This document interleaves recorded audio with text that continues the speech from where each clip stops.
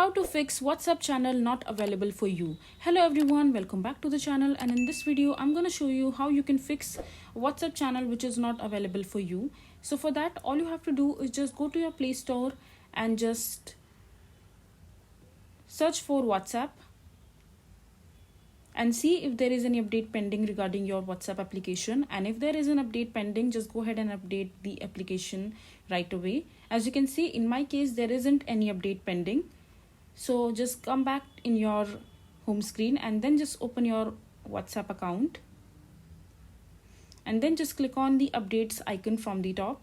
And here you can fix the WhatsApp not showing problem, and while asking your friend for the link of the particular channel that you would want to join, and from that particular link you can join the channel which is not available for you if it is not showing, or if it is not showing on your feed even after you are searching for it on your search bar. So this is the right way to find and fix the problem of WhatsApp channel if it is not available for you. And you can also confirm with the channel holder or your friends who are also following the channel whether the channel that you want to follow is currently available or not, whether the person who has created the channel deleted it or not.